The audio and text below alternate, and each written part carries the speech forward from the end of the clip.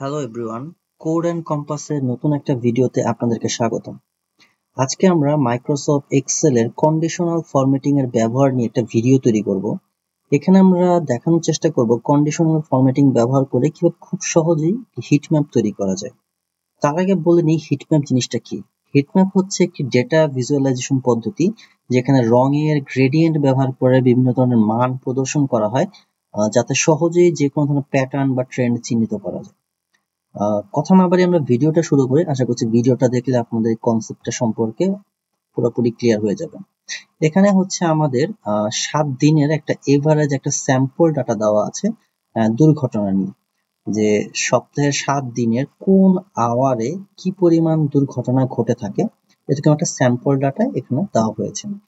But এই data থেকে আমরা কিন্তু সহজে কোনো কনক্লুশনে আসতে পারবো না, কারণ এখানে ডেটাগুলো সব আনঅর্গানাইজড ভাবে আছে, যেটা দিয়ে হচ্ছে কোনো প্যাটার্ন বা ট্রেন্ড বোঝা যাচ্ছে না। বাট আমরা যদি এখান থেকে কোনো একটা হিটম্যাপ তৈরি করি, আমরা প্রথমে হচ্ছে এই ডেটাগুলোকে সিলেক্ট করব। সবগুলোকে সিলেক্ট করলাম। সিলেক্ট করে এখান থেকে আমরা হোম ট্যাব থেকে যাব কন্ডিশনাল ফরম্যাটিং। এখান থেকে আমরা যাব কালার স্কেল। এখান থেকে আপনাদের পছন্দ মতো যার যেই কালারটা পছন্দ হয় নিজেদের মতো করে করতে পারেন। আমার এই প্যাটার্নটা ভালো লাগে, যেমন রেড, হোয়াইট, গ্রিন, মানে 3টা কালারের একটা প্যাটার্ন দেওয়া আছে।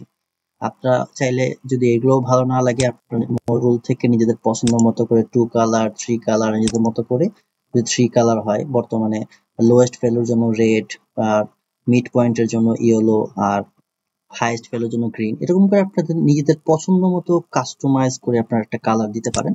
আমি হচ্ছে আপাতত এখান থেকে প্রিসেট যেই কালারটা আছে আমি এটাকে সিলেক্ট করে দিচ্ছি আপাতত। তা দেখছি একটু মোটামুটি সিম্পল লাগছে আর কি। দেখুন এখন কিন্তু এখান থেকে একটা প্যাটার্ন বোঝা যাচ্ছে যে সপ্তাহে 7 দিনের মধ্যে শনি এবং রবিবারের মধ্যে দুর্ঘটনার রেশিওটা তুলনামূলক বেশি সপ্তাহের অন্যান্য 5 দিনের তুলনায়, এবং এখান থেকে 6 আওয়ার থেকে রাত অলমোস্ট 9টা-10টা পর্যন্ত এই আওয়ার গুলোতেই মোটামুটি দুর্ঘটনাগুলো বেশি ঘটে থাকে। এখান থেকে কিন্তু আমরা খুব সহজে একটা প্যাটার্ন বের করতে পারছি যে কোন সময়টা দুর্ঘটনা ঘটছে এবং কোন সময়গুলোতে দুর্ঘটনা একদম নেই বললেই চলে। যেমন সোমবার দিনে দুর্ঘটনা রেশিও কম্পারেটিভলি সপ্তাহে 7 দিনের মধ্যে সব থেকে কম বোঝা যাচ্ছে। এখান থেকে আপনারা খুব সহজেই হিটম্যাপ তৈরি করে একটা কনক্লুশনে আসতে পারেন। আমরা এটাকে আরেকবার কপি করছি। কপি করে আমরা হচ্ছে এখানে আরেকবার পেস্ট দিচ্ছি। ব্যাস সেম ডাটাটাই এখানে আছে। আমরা এবারে গিয়ে একটু অন্যভাবে দেখার চেষ্টা করি। আমরা হচ্ছে শুধু ডেটাগুলোকে আবার সিলেক্ট করলাম, Ctrl+1 প্রেস করলাম। এখান থেকে নাম্বার থেকে কাস্টম ফরম্যাটিং এ যাচ্ছি। এখান থেকে আমরা জেনারেলের জায়গায় আমরা 3টা সেমিকোলন দিচ্ছি, দিয়ে ওকে প্রেস করে দিচ্ছি।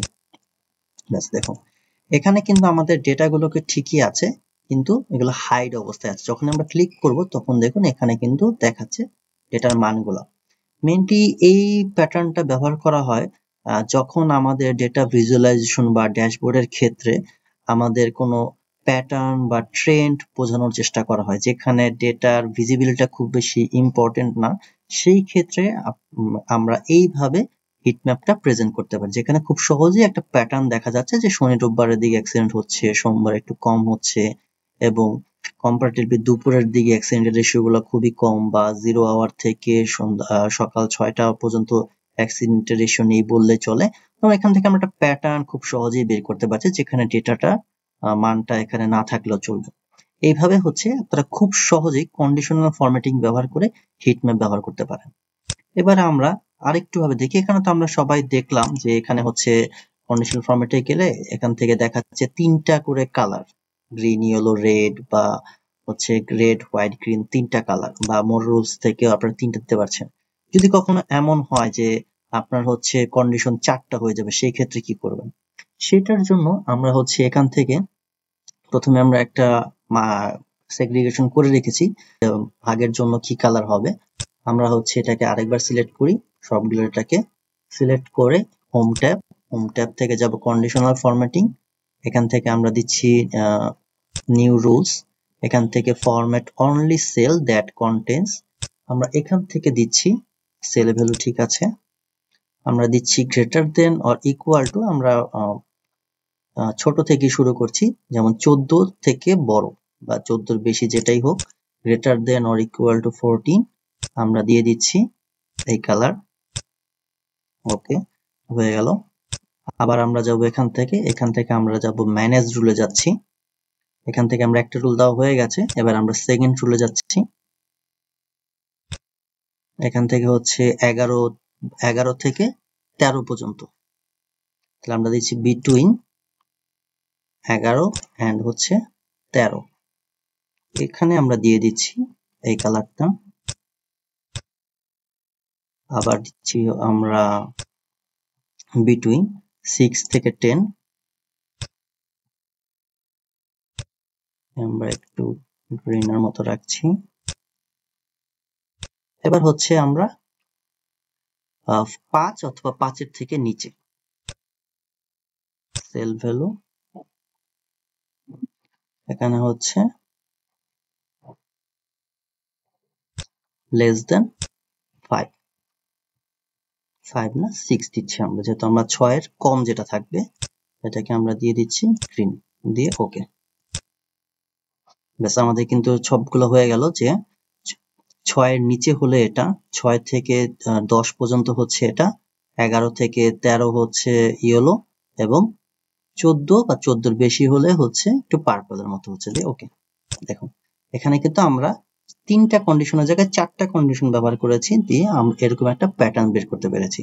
এইভাবে করে যদি আপনাদের অন্য কোনো কাজেও হয়, যখন আপনারা নট অনলি অ্যাক্সিডেন্ট, আপনারা সেলস প্যাটার্ন বা হচ্ছে অন্য যে কোনো কাজে যখন আপনারা কোনো ইয়ারলি বা মান্থলি বা ডেইলি বা আওয়ারলি কোনো প্যাটার্ন বের করতে চান, খুব সহজেই কন্ডিশনাল ফরম্যাটিংটা ব্যবহার করে এরকম একটা হিটম্যাপ তৈরি করতে পারেন, যেটা নিয়ে আপনাদের ডিসিশন মেকিং এর জন্য খুবই হেল্পফুল হবে। আশা করছি ভিডিওটা আপনাদের ভালো লাগবে। যদি ভিডিওটা ভালো লাগে অবশ্যই ভিডিওটাকে লাইক দিবেন এবং সাবস্ক্রাইব করে আমাদের পাশে থাকবেন। ধন্যবাদ, ভালো থাকবেন।